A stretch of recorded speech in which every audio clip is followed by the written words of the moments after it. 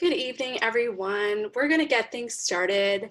Thank you all for joining us for tonight for this webinar featuring investigative reporter Mei Jeong.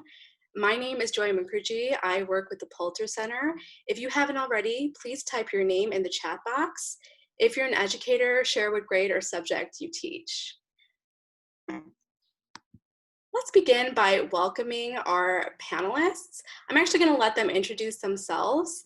Let's start with our special guest, Mei Jeong. Hello.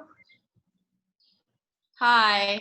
Sorry, I'm still quite new to Zoom, but I'm phoning in from New York, Brooklyn, New York, where I've been living for the past, I guess, almost 2-3 years now. And prior to that, I was based in Kabul, Afghanistan, which is for 4.5 years, which is the thing that I'm here to talk about today.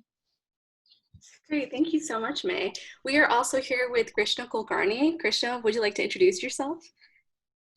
Hey everybody, my name is Krishna. I'm the outreach coordinator at the UChicago Center for Middle Eastern Studies. We're very happy to be co-organizing this lecture with, or this webinar with the Pulitzer Center on crisis reporting. So I'm going to hand it off to Joya to introduce herself. Great. Well, let's take a look at today's agenda. We are going to start today with some housekeeping.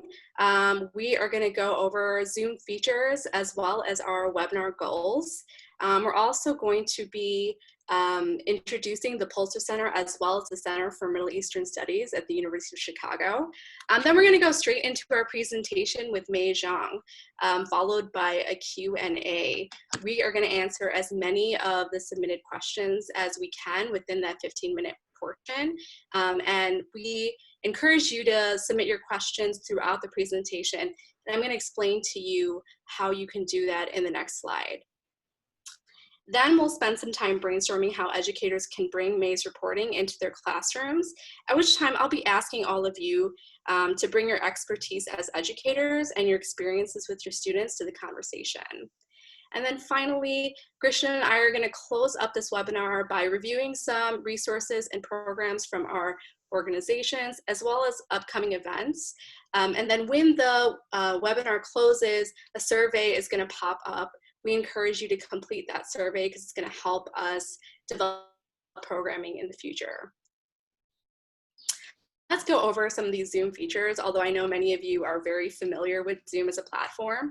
I'm going to go over the elements that are pertinent for today. Your video and microphone is muted, but there are still ways for you to engage in this webinar space. One is going to be using the chat box. The chat box is a place for you to share your responses and reflections with everybody, and it's a way for you to engage with this community. In order to make sure that your messages are being read by everyone, make sure you set your chat window to all panelists and attendees. And then of course there is the Q&A box. We encourage you to submit questions as they arise for you throughout the presentation in the Q&A box. Krishna and I will be collecting your questions and we'll respond to as many of them as possible during the Q&A portion of tonight's event. Let's go over some of the goals for today. Our first goal is to explore the Pulitzer Center's mission, education programs, and resources. Then we'll explore the University of Chicago Center for Middle Eastern Studies mission, programs, and resources. We'll also, of course, explore Mei's reporting on Afghanistan. And then we want to consider how educators can use this reporting on Afghanistan in the classroom. So I'm going to go ahead and hand it off to Krishna, who's going to talk about the Center for Middle Eastern Studies. Krishna? Yeah, thanks everyone for being here. I see a few more people trickling into the webinar. Just to give you a very brief summary of what the Center for Middle Eastern Studies does, we're a Department of Education Title VI National Resource Center on the Middle East. That means that we provide K through 16 workshops, language learning resources, and arts and cultural performances for the educator community and the student community across Chicago. Our primary partners in this work range from Chicago Public Schools to City Colleges of Chicago, Chicago Public Libraries and beyond. And we'd really like to, reach out to you all and promote our resources, which are on our website. You can find a link to them in the bottom left corner of this slide. And we'd also encourage you to stay in touch with us, connect over Twitter. Our Twitter handle's right below the website link. And also feel free to reach out to me. My email is going to be later on in this presentation. And also, please email me if you would like to earn CPD credits as part of, if you're an Illinois public school teacher, but we can get to all that stuff later. But for now, I'm very excited to welcome you all here. I'm going to hand it back to Joya. Great, thank you, Krishna. So I'd like to talk a little bit about the Poulter Center. The Pulitzer Center was founded out of a need for systemic global issues to be covered in the news. We support journalists covering underreported stories by providing funding for their projects. Then we bring that reporting to the public, which includes programming for classrooms and universities across the country. Here are just some of the issues that we explore through our reporting. If you see an issue that you're gravitating towards or you think would resonate for your students, I want to know about it. So please let me know in the chat box if you see an issue that would be interesting for you to explore in your classroom, and I will take a look at it and connect with you. So, let's launch a poll. I want to get to know you a little bit more and hear about your familiarity with reporting on Afghanistan. So I'm going to ask Krishna to launch our first poll. So what is your familiarity with reporting in Afghanistan? Are you very familiar, familiar, unfamiliar, or very unfamiliar? So I'm going to give you guys a second to respond to this. Certainly not a prerequisite to be very familiar with the reporting, but this is just going to help us gauge your understanding and set us up for the conversation. So I'm going to close it in about 5, 4, 3, 2, 1.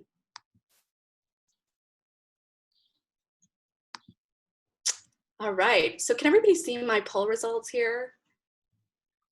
It seems that we have a number of people that are fairly familiar with reporting in Afghanistan, and we have some that are unfamiliar as well. That's okay. I want to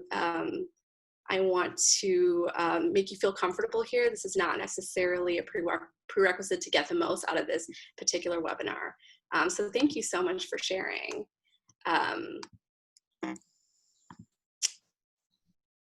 Sorry.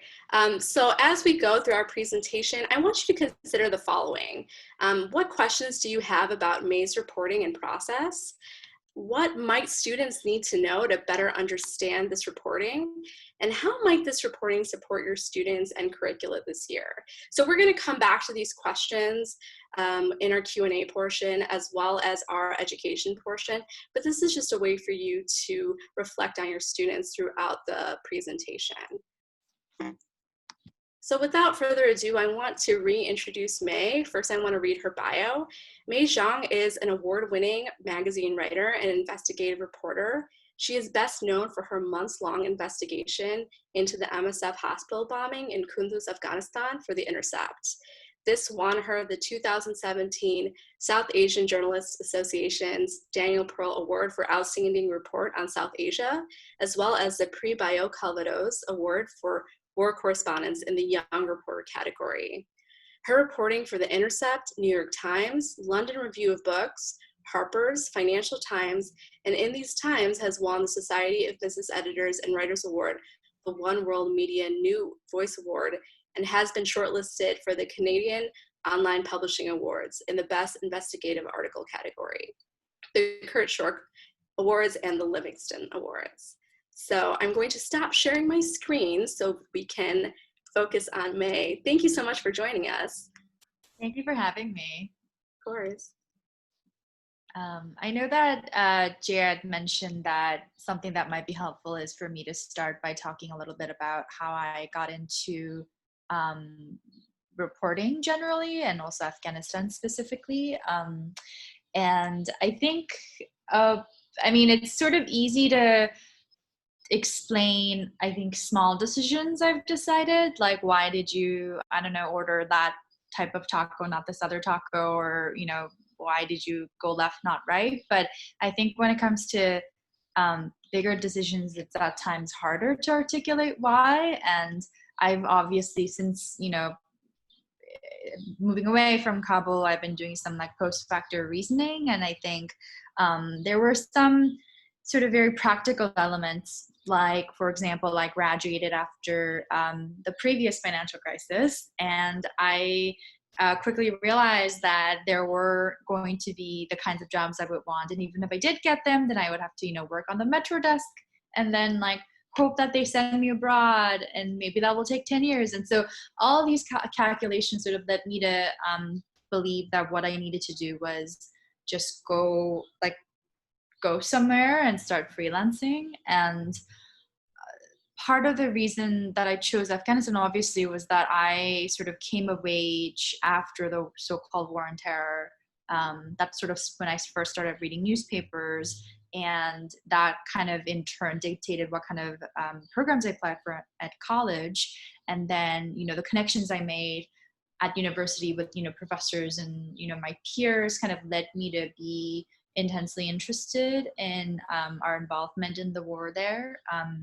And so that was always the interest. But actually, initially, I moved to Karachi in Pakistan because I thought, I don't know, I think I was interested in that region, and Afghanistan sort of seemed impossible to me back then. And so then I moved to Karachi. But unbeknownst to me, it turns out that Karachi, I actually will still argue, is more dangerous, or it felt more dangerous to me than Kabul, because there are random acts of violence in Karachi that you don't necessarily see in Kabul. Like in Kabul, you can live with the delusion that you have agency over your life. Like you don't do certain things, like you don't stand in front of the American embassy for like 5 hours, that's because it's a target. Versus, you know, in Karachi, oftentimes the violence could be like a gang of, you know, children riding around in a motorcycle trying to rob you of your iPhone or something like that. So I moved to Kabul pretty soon after university, and I didn't really, you know anybody. I didn't speak the language. I really didn't know much. And I basically spent the first year, really, but this first 6 months sort of giving myself a crash course on the country and the region. And I think I probably read every single book that had been published about Afghanistan that seemed relevant to me. And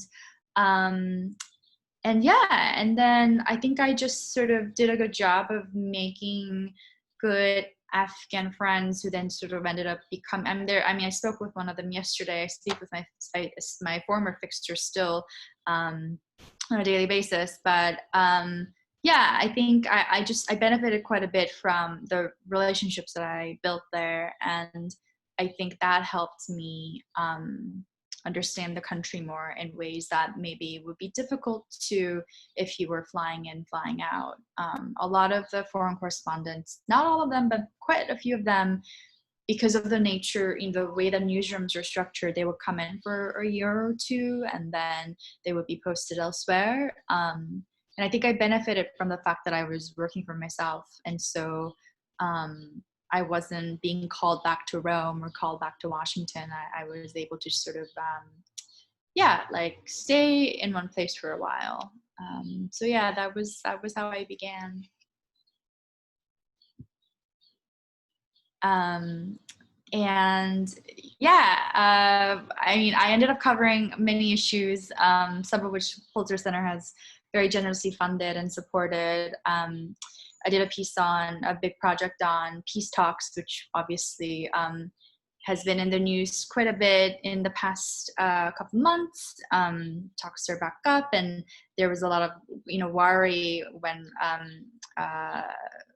President Trump was elected. I was at the State Department. It was not the State Department, sorry, the American Embassy in Kabul when the results came in, and it was quite a remarkable scene, actually, because of the time difference. We got there at 6 a.m, and it was amazing to see that, obviously, as some of you may know, that the diplomatic corps are mostly from the State Department, which is traditionally known to be an institution that supported Hillary Clinton.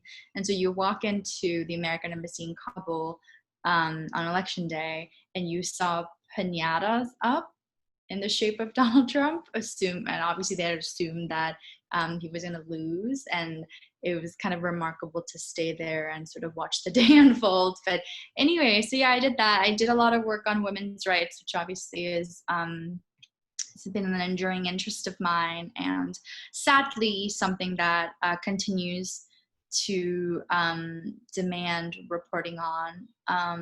And then the main story that I ended up working on that I think got a lot of attention was this hospital, MSF hospital, that was attacked while I still lived there. And I had been working on, they're called CivCast stories, civilian casualty stories. I had been working on, a few of them. I've done many of them actually, but I think the reason why the hospital bombing story sort of struck such a chord was that it was a known brand, to be quite cynical about it. Like Doctors Without Borders is a household name in certain households. And so people had a certain recognition, understanding of what constitutes an MSF hospital. And I think that it's such the egregious nature of an operating hospital that is accidentally bombed by Americans. I think something about that, it was quite clear cut, and that's something that I find quite interesting when it comes to reporting in Afghanistan, is that it feels quite complicated, it feels quite inscrutable. So then subsequently, as a result, you end up having to I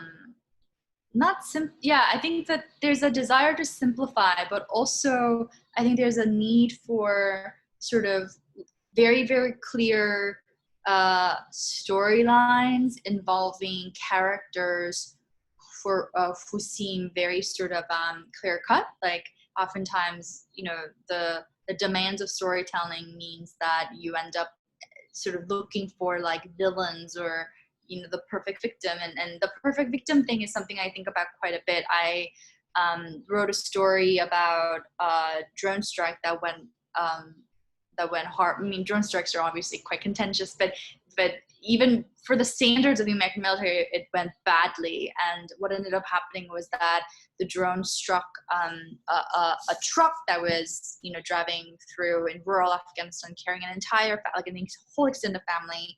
The entire family dies except for this 4-year-old girl, and she's so severely wounded that she ends up actually losing her face. So she loses her eyes, her nose, her lower lip, and her left arm.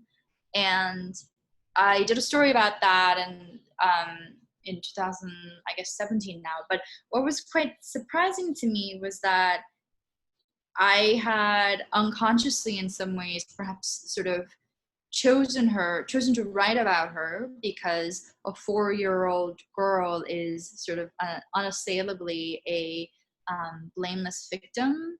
And I wonder if I would have done the same story, or if the response would have been as powerful had it been not a 4-year-old girl, but maybe like a fighting age male. And that's an interesting thing that I think we see even in America as well, in terms of, obviously, I mean, I'm in New York, it's unavoidable. The protests are happening every day. The events of, the past couple of weeks, even there, it's quite interesting to me, the parallels you see in terms of between like international and domestic issue. I think we want to see, perfect victims. And God forbid if the victim were, a criminal or sex worker, petty criminal, sex worker, anything that is blemished. I think it's very difficult to write a story that is empathetic and sympathetic. And that's something that I've been thinking about quite a bit. And then I guess the other thing that, like a through line that runs through my like articles and work, is that I've always been very interested in American complicity. I feel like that is often not mentioned as much as perhaps it should. And I've always found it quite arbitrary how we sort of decide that, Afghanistan is a just war, but then, Iraq is not, and then, Yemen, because of the complicated relationship that Washington has with Saudi Arabia, that becomes like a socially approved, tacitly approved war, and all of those things I find quite interesting. And then I think the thing that I think Americans often forget is the fact that obviously we suffer from American exceptionalism, but for example, I mean, there's many instances where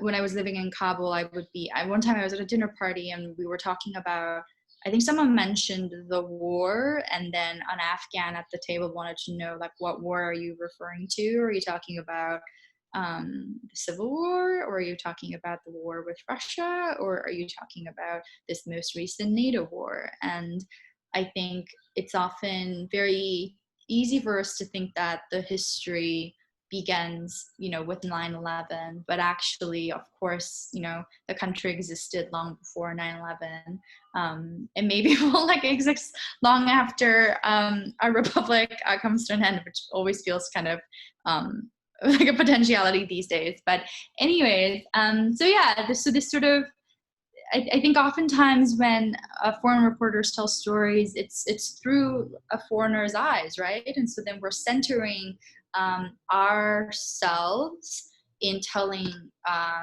the Afghanistan story, or the Yemen story, or the Iran story, or whatever. And I think that's done for very good reason, but oftentimes a lot can be lost, and it's those sort of subtle nuances that get lost that I am quite interested in. So, for example, one of the stories I worked on that was a civilian casualty story involved effectively police brutality, actually, and to the highest order. And so these local cops, local police officers were basically committing a version of ethnic cleansing with this Hazara minority, they're called, in central Afghanistan. And what was not known, what was lesser known, is the fact that these local police officers, who go by the acronym, the ALP, stands for Afghan Local Police, they were in fact, they had been trained by the CIA. And so there's a very direct connection between, our taxpayer dollars and what is being done in our name over there.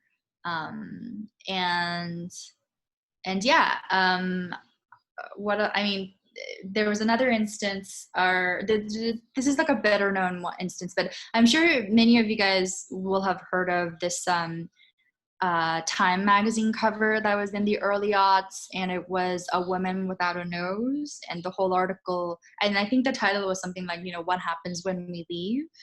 And the article was building an argument for staying in Afghanistan. And the question of Afghanistan has always placed feminists, and I think liberal feminists, in a tricky position where they want to, save Afghan women. And so then they end up having to they find themselves in a position where they're advocating for war. And that's always a very peculiar place to be for a feminist. But actually, what subsequent investigation found was that a Time magazine article, which talked about how this woman, I think Bibi Gul was her name. Bibi Gul had an abusive husband who was a member of the Taliban, and he had, cut off her nose because she wanted to be, independent. And then the article sort of, talked about how this is what's going to happen to every Afghan woman when we all leave. But in fact, follow-up investigations found that he was not a member of the Taliban.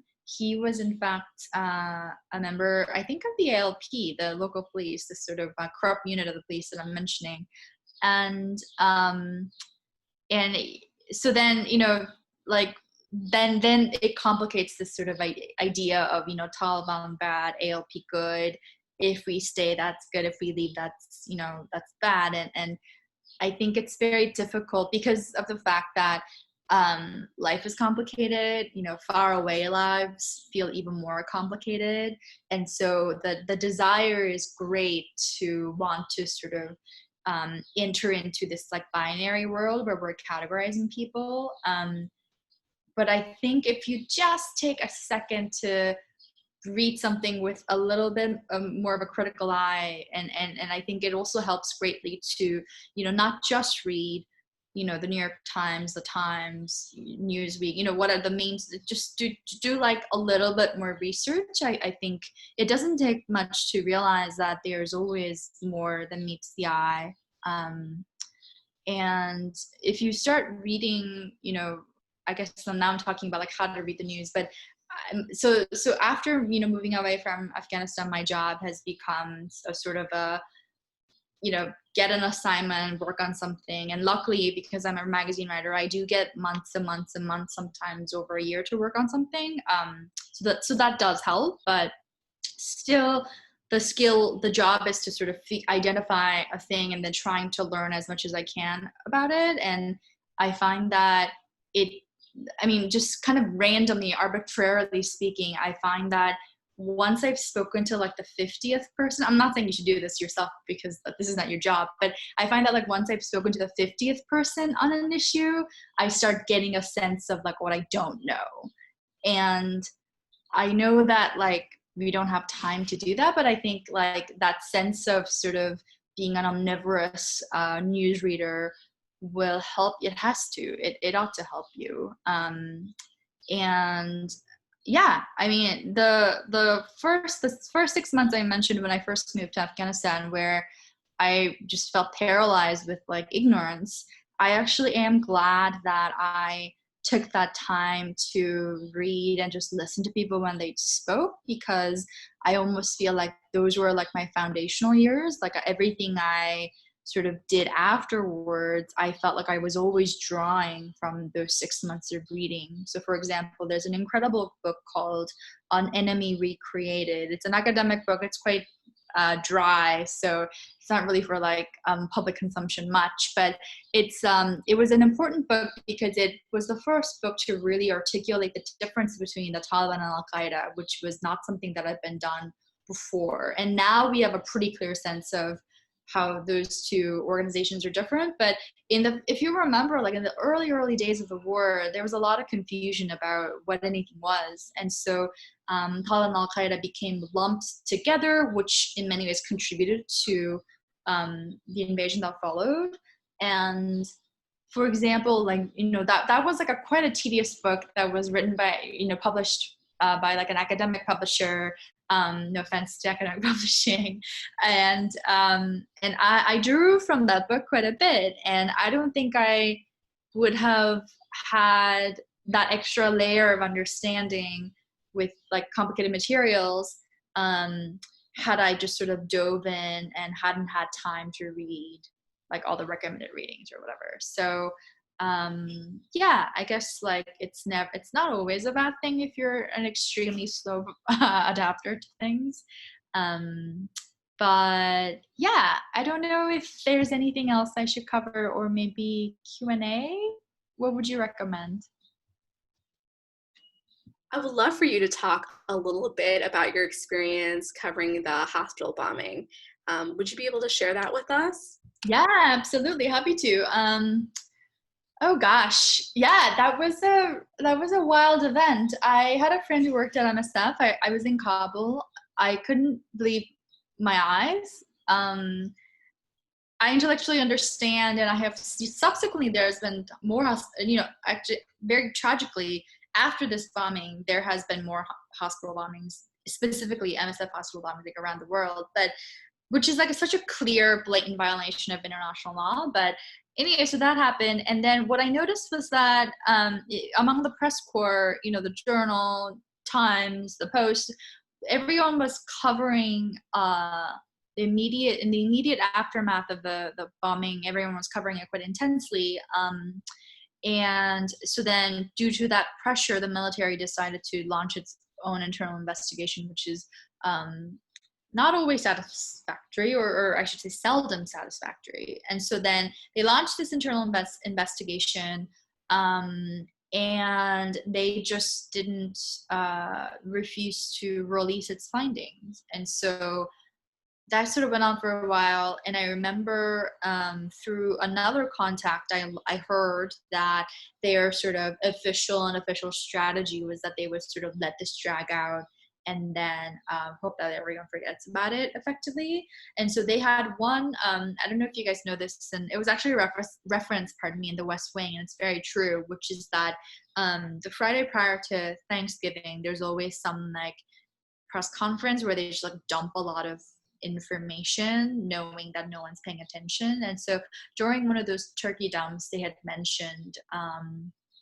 that they had launched this investigation, and maybe they'll release it, maybe not, nobody knows, the end. And so I just sort of pressed on with it, and I was already working on something for the Intercept at the time, and when I spoke with my editor, I mentioned this, and he said, well, obviously we should work on it. And so then I sort of spent the next 6 months reporting it out, and I did things that I would not do now, which is so the problem was that Kabul, I'm in Kabul, and then Kunduz is in the north. It's about I don't know, I think technically the road, like you can drive it in like 8 hours, but of course this is Afghanistan where the roads are not paved, and it's quite dangerous as well. And so so on top of that, Kunduz, where the hospital was, it had been it was under siege, it was besieged, and so no one was going in, no one was leaving. Oftentimes in Afghanistan, when reporters need to go to remote regions, sometimes we use the UN helicopters, but the UN had been attacked and they were not flying, and so there's really no way in or out. You certainly couldn't drive. So what I ended up doing was I talked my way onto an ANA helicopter. ANA stands for Afghan National Army, so an army helicopter. And I got into the city, and I reported. It was urban warfare. There were like tanks on the streets, like a lot of the buildings have been gutted. They've been bombed. The local residents have fled the city, and so it's a ghost city. And so then I spent some time reporting it out, and I spoke with people who had lost limbs. I spoke with people who had lost family members. I spoke with people who had to drag their family members out of the rubble, and then they died. Like just all the usual sort of like the terror that follows the bombing, like that. And then I, of course, the enthusiasm of going in means you have to get yourself out, which is like the crucial part of being a reporter. And I couldn't get on the helicopter anymore. And so then what I did was, before I left, the reason why this is like not something I would do now is that tensions were quite high because of the fact that the Afghan army could not comprehend the concept of why would a foreigner-run hospital take in everyone, treat them, and release them into the general population, only to have them, attack them again if there were Taliban members present. And so these sort of very incredibly complicated complicated notions of human rights and international law that we in the Western society had developed over time, for example, doctors treating on both sides, was a new concept, and they were not happy with MSF, and they actually thought that it was a good thing that the Americans had bombed the hospital. And so going around asking why this had happened was not the best idea. And at a certain point, and I wrote about this in the article, I had a gun pointed at me during an interview by a very upset officer who wanted to know, this is what it's like for us right now. We are under siege, we're under duress, we're trying to like fight for our lives, and you foreigners are trying to mess with it by treating both sides. Like, what is that about? And so it was a tense time, and effectively, make the very, very long story even longer, what ended up happening was I had to just, I mean, I've done this before and it's not a big deal, but I just like put on a burqa, the blue shuttlecock looking garment that a lot of Afghan women wear in rural areas. And we ended up driving. So my driver and I, we drove, and it took 13 hours. And just as we're getting close to Kabul, this is also, by the way, in the winter times. And so there's a thing called the Salaam Pass, which is a mountain pass that connects northern Afghanistan to Kabul. And there had been a massive snowstorm. And so the tunnel had caved in. And so I ended up staying in a car under a burqa, like waiting, hoping that the roads will open up again.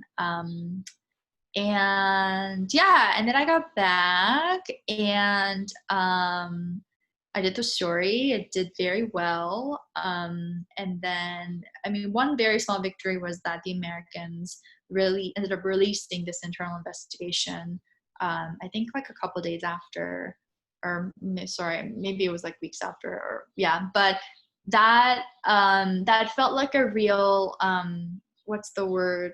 Pyrrhic victory, because the internal investigation was redacted. It was just like big blocks of black ink. Like no one learned anything, and possibly no one will. But then something the coda to the story is that years later, the gunner who was in the AC-130 that bombed the hospital ended up reaching out, and I ended up meeting him in Florida, and he told me parts of his story, which I was quite struck by. And I think the point of the article that I wrote about, alluded to, was that it may have been an error, and I do believe that it was a human error, but for the fact that the greatest military in the world, the American military, to have made an error like that is a form of it's quite telling. They clearly did not prioritize civilian casualties. If it was important, they wouldn't have let this happen. And the other thing that happened, curiously, was that actually it's a thing that happened recently. So I felt like I sort of, it cost me a lot to write this story personally, obviously, and I felt like nothing happened. And there was a lot of I won this like award in France that was like a very big deal, and in New York and in London as well. I just felt like there was a lot of accolade, and then that like made me feel even guiltier about the fact that I had gotten all these awards and nothing had happened. And I had sort of what's the word I'm looking for? I had sort of cast the story in the short narrative of my life as like a reason why I had to take a step back, and I moved back to the States, and I've been pursuing different types of reporting. So that's the role that this story played in my personal life. But then what was quite striking to me was that earlier this year, I went to go see, I was out with a friend who covers Guantanamo. She's a great reporter. And she told me, she was like, I have to tell you something. And she told me that the last time she was at Gitmo, Guantanamo Bay, where there's apparently the PAO there, the government's spokesperson, military spokesperson, apparently they were all getting drunk, and as they're wont to do. And apparently this gentleman, whose name I've forgotten, but he apparently, to my friend Phoebe, goes, out of the blue, he goes, you know who's a pain in the ass? And Phoebe's like, who? And he goes, me, Jeong. And Phoebe's like, what? Like, she pretended not to know me, just to be like, what do you mean? And this PAO started talking about this MSF bombing that had happened. And I guess he was the PAO in Kabul before he was posted to Guantanamo. And he was talking about how, everyone was reporting on it, and then they eventually went home, but she kept calling she called every single day for 6 months. Like, who does that? And he just like kept sort of going off about it. And I felt like that was like a moment for me, because I felt like that story, I felt like I was just sort of screaming into like the void, but it turns out that someone was actually listening. And so the end result is still the same, like nothing changed, but it was still sort of, it was kind of heartwarming to know that like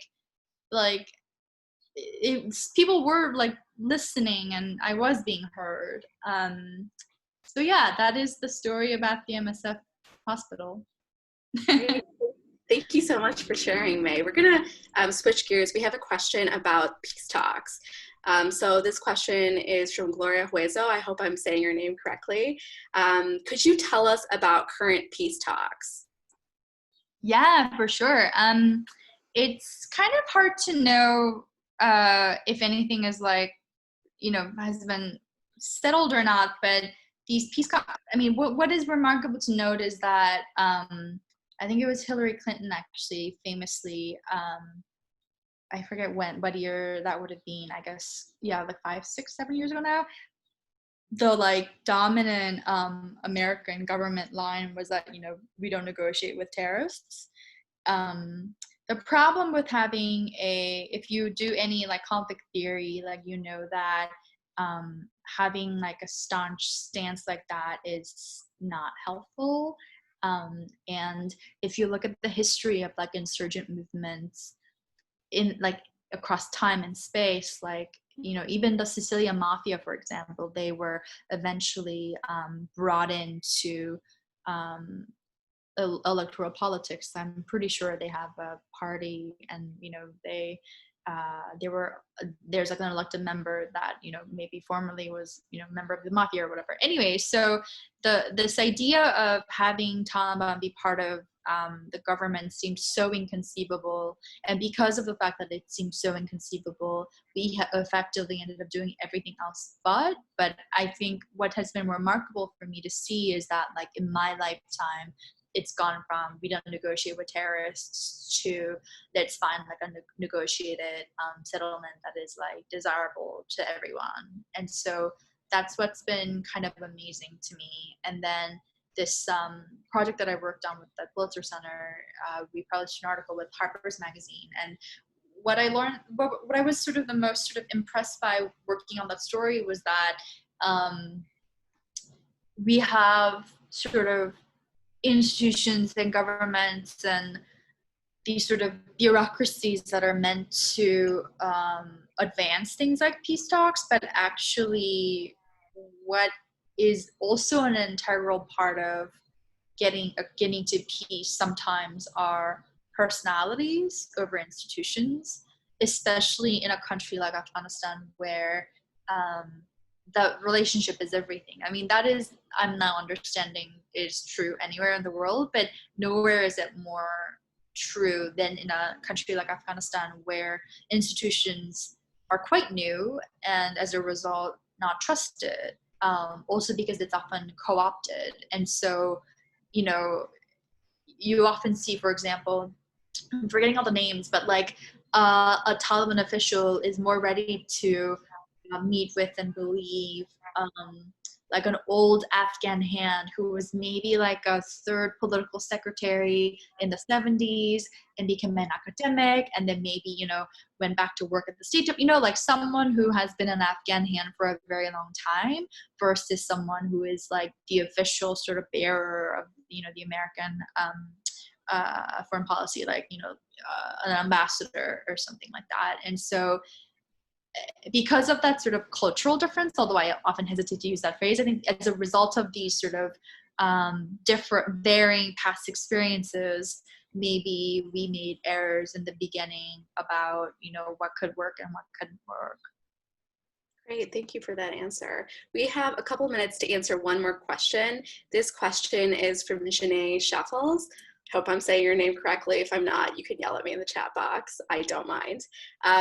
Could you recommend good books for teachers to become more educated on the region? And also, what might be faithfully represented that is accessible to students, like novels, movies, and documentaries? So books and movies that could represent this conflict and the people and the culture in a way that's accessible to students accurately.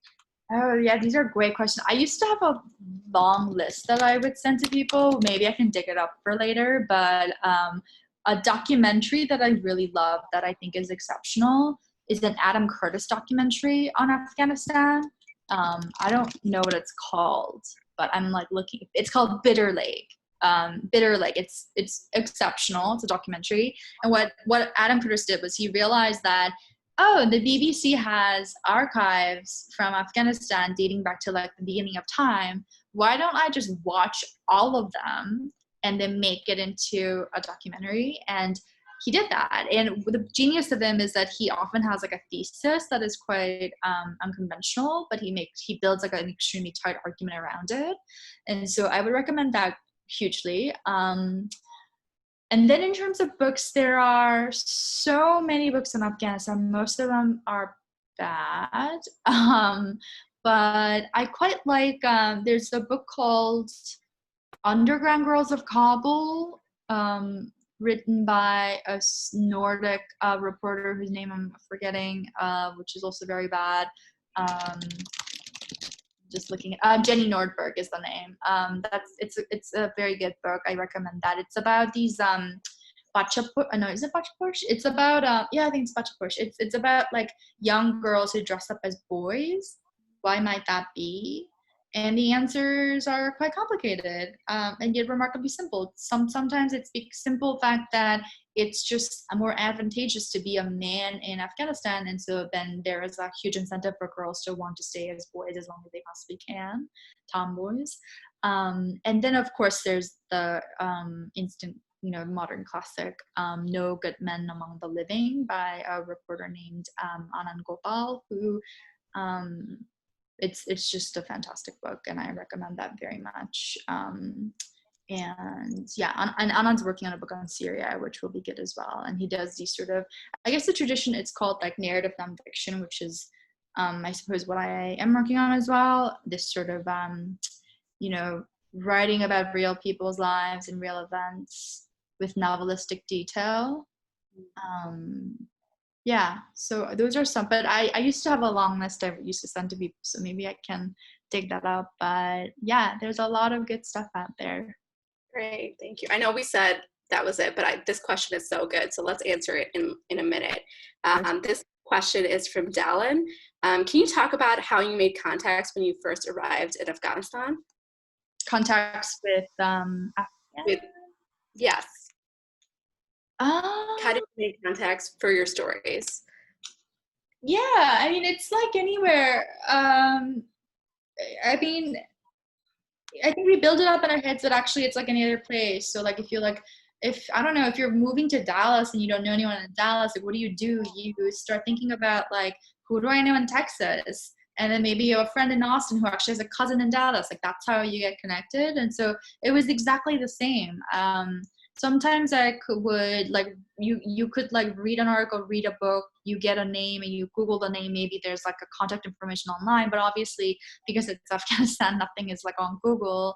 And so it was all often like word of mouth, either, fellow reporters helping each other, or, sometimes I would work with like a local fixer, like a local reporter that I would work with. But the trick was always, and I think everyone knows this, but like when I'm doing a reported assignment, I don't hang up the phone until that person gives me another reference to talk to another person. That ensures that you're constantly talking to new people. But less than like, it became less important in terms of like how do you make contact. It just became more important to like just keep maintaining those relationships over many years. Like the MSF hospital story, I don't think I could have done had I not already lived in the country for 4 years, and I was using that 4 years worth of contacts and whatever expertise to get it. Great. Thank you so much, May. I'm going to go ahead and go into the educational portion of this webinar.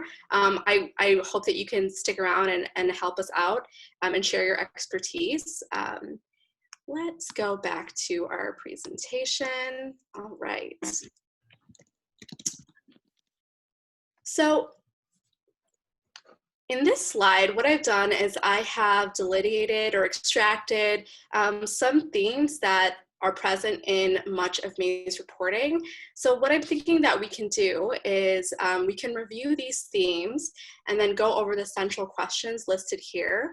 And then I'm going to ask you to pick a concept that that you are interested in exploring a little further. And then what we'll do is we will talk about that theme for the classroom.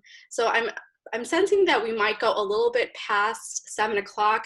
If you have to leave right away, I certainly understand it, but if you can stick around, that would be great. We do have a little bit more information for you near the end. So let's review some of these themes, and then again, I'm going to ask you to choose one you really like. Military presence is one of the themes explored in her reporting. The central questions are, what is the military's role in maintaining order? How do they affect the relational and geographic elements of the region? How do they impact civilians? And to whom is the military accountable? So as you're hearing this reporting, I want you to think about, what connections might these themes really have to the US or Chicago? And how can students leverage these themes and connections into projects or assignments using skills they already have? So that's kind of where we're headed with this exploration of the thematic richness of her reporting. So the next theme would be justice. Who can pursue justice? How does justice happen? Who is responsible for justice? Who is affected by a lack of justice? And then we arrive at government corruption. Why has government corruption happened? And how does corruption thrive on conflict? And sort of skipping around because I want to respect your time. Implicit bias is another theme. How has implicit bias or suspected danger driven violence in the region? And does that resonate for you in your experience of, the United States politics and domestic politics? Truth and narrative. How do a multitude of perspectives, motivations, and relational dynamics obscure truth? Who has a right to tell the story, and what accounts for narrative control? And then finally, the peace process. What does the peace process look like, and what variables impact this process? So as you're thinking about this, we're going to watch that poll, and I want you to choose one theme that's resonating for you that you'd like to examine and explore. Krishna, can you share the poll with us?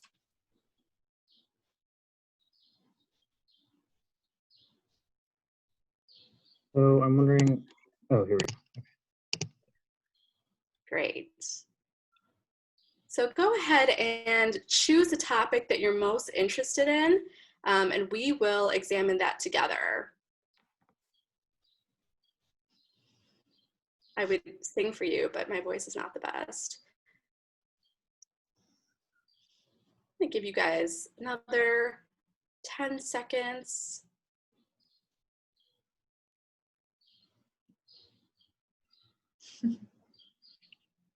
All right, we're closing in 3, 2, 1. All right, so it looks like truth and narrative is going to be our top contender. And then if we have time, which it seems that we don't really have time, we'll go into the military. So let's do truth and narrative.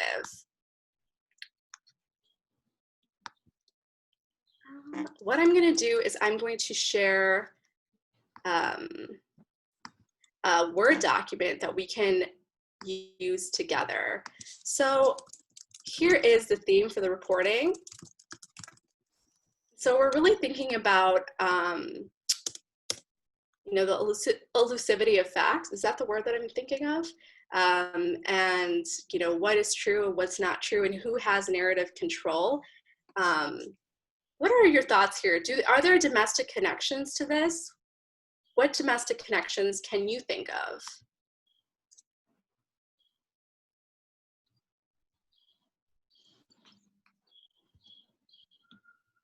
Krishna, are you getting any feedback from panelists or from attendees?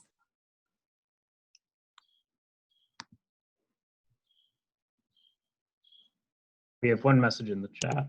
So Sonia writes the role of the media. Say that one more time, Krishna, I can hear you. Sonia writes the role of the media.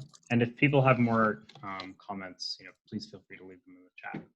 Yeah, the role of the media, right. The role of the media really, and the way that they represent, the truth is certainly impacts the narrative that that the public gets, right? And that's something that May has also talked about misrepresentation, and how it's kind of supported a tacit approval of warfare and conflict.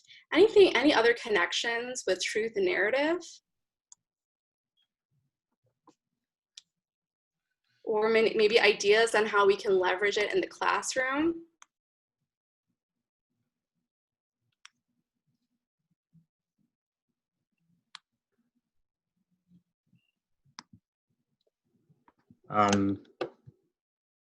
Sonia wrote social activists and the official role of the government, or version of the government. I'm wondering, Sonia, if you could explain that a little more, what you mean.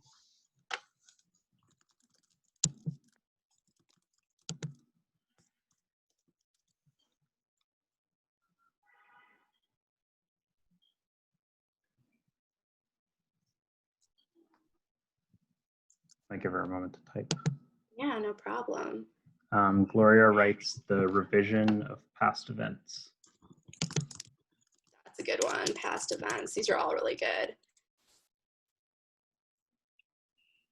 Certainly, I think too, whoever has power in the situation is really the person who controls the narrative, and, certainly controls the way people receive that narrative, right? So the revision of past events is very much about who has power of the narrative as well. If you're thinking of ways that you might leverage this theme, this exploration, or this topic of inquiry in your classroom, please share it with us. I'm going to give this one more minute, but I'd like to hear from you guys and hear from your expertise in education and your students, how you think you might explore this topic in your classroom.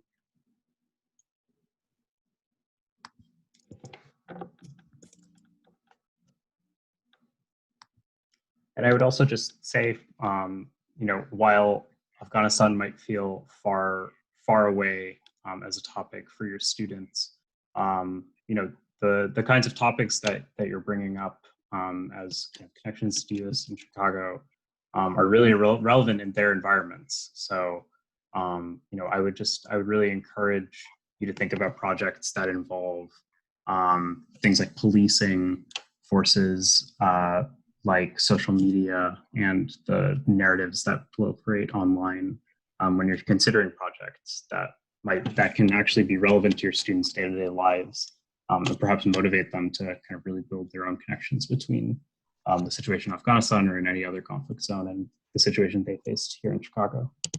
Absolutely. I think you can certainly compare and contrast representations of different groups affected by the conflict with the representation of different minority groups in this country, or different groups of different political orientations, their representation. You could do a compare and contrast of that. You can certainly, something that we've also talked about too is how truth and how an implicit bias of suspected danger in another group, in the other group or the other, can incite conflict or violence. And so this can also be an exploration of implicit bias and how that affects, the representation of different stakeholders, different communities. So Janai suggests as a potential project, using visuals taken out of context or without all the information. So Janai writes, thinking about the photos of Holocaust liberation staged by Soviet liberators, or about the George Floyd murder filmed from different angles in the scene. That's great. Thank you, Janai. That's really good. Using visuals taken out of context. I didn't get every piece of that typed out, but hopefully you were all hearing that using visuals taken out of context is a really powerful way and a visceral way to start this inquiry. That's really great, Janai. Thank you so much. So this is just sort of a beginning of how you can approach this. I'm actually going to go back to the presentation here. Certainly, if you're reviewing this reporting, these are themes that are inherent and they're dynamic themes. I mean, these are central questions that you can use for inquiry-based learning, you can use for classroom discussion, and can be sort of a platform for you to connect with the way that these themes look in our world. So I encourage you to take a look at this slide, and if you do use in your classroom, please let me know, shoot me an email. I'd love to hear from you. So I want to take a moment to thank May. Thank you so much for your time. We really, really appreciate you bringing your expertise and your experiences to the conversation. Everybody, please join me in thanking her in your chat box. We really, really appreciate you. Thanks so much, May. Thank you so much for having me. Of course. I want to give May a chance to describe something she's working on right now, but I also want to draw attention to these articles. If you want to read a little bit more about her reporting in Afghanistan, this will certainly help with any of the thematic ideas that you want to bring into the classroom. Getting grounded in the text will really, really help. Afghan Peace Talks and Law and Order in Afghanistan are her Pulitzer Center projects. They're projects that were published in Harper's, I believe, but they are projects that she's done in collaboration with the Pulitzer Center. You can find both of those projects at pulitzercenter.org/people/May Jeong. The article that she referenced about the hospital bombing in Kunduz was published in The Intercept, and it's called Death from the Sky. So if you want to check that article out, please follow the link below. You can also check out her website. She has a ton of writing that she has done, and she's working on a project right now. May, would you like to talk about it? Yeah, sure. I'm just gonna drop this link here. So I wrote this story for Vanity Fair last year about a prostitution raid that went awry in Florida. And this has led me to working on a book about how sex work intersects with the American criminal justice system. And part of my desire to write about sex work in America actually stems from my experience in Afghanistan, where I was the only woman of East Asian descent in Kabul who was not a sex worker. And so I would often be stopped on the streets by police, asking me for my documentation and stuff like that. And I would always get very upset.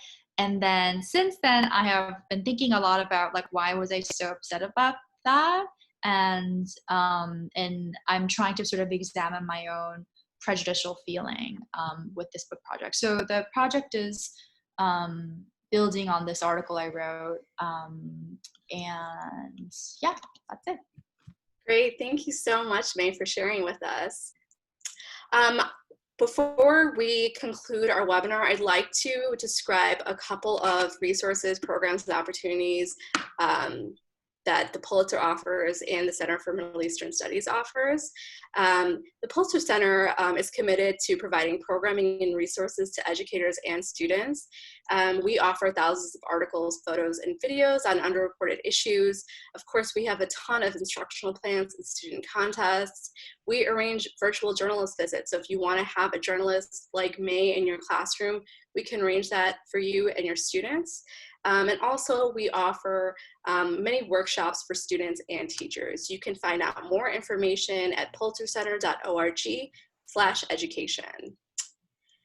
If you're interested in our instructional plans, we have all of them here on our builder. We also have printable lesson plans. They are available for all age levels, K-12 and some universities. So if you're interested in our instructional planning, visit pulitzercenter.org/builder. And of course, if you're interested in investigating reporting, we have a very easy to navigate reporting page that helps you find reporting based on issues or based on regions that you're exploring. So you can do that here at pulitzercenter.org/reporting. So this is 2 in a series of 3 webinars that are leading up to our summer PD. Next week, same time, same place, we are going to talk about democracy and disinformation with writer and analyst Nina Jankowicz. And we're going to talk about the impact of disinformation on the 2019 elections in Ukraine. And then we're going to draw some parallels to the election process here in the United States. So if you're interested in that, come join us. It's going to be next Thursday at 6 o'clock, and you can register on the UChicago Educator Outreach page or the Pulitzer events page. But you'll also get this presentation via email, and all the links are embedded in the presentation.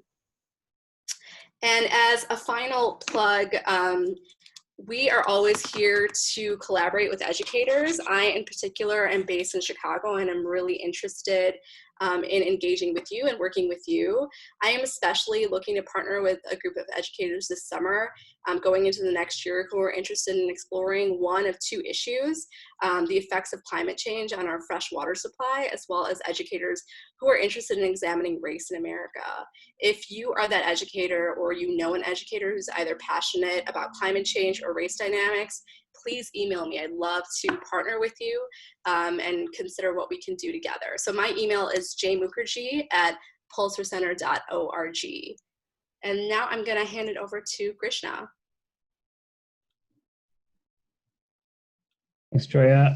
Just to give you a preview, as Joya said, here's the time and date for our next webinar on disinformation and democracy, a webinar with writer Nina Jankowicz at the bottom there. And also, if any of you are Illinois public school teachers, please email me if you'd like to request CPDU credits. So my email's right there. It's kskulkarni@uchicago.edu, and I'll just drop it in the chat right now as well. So you can just copy and paste it.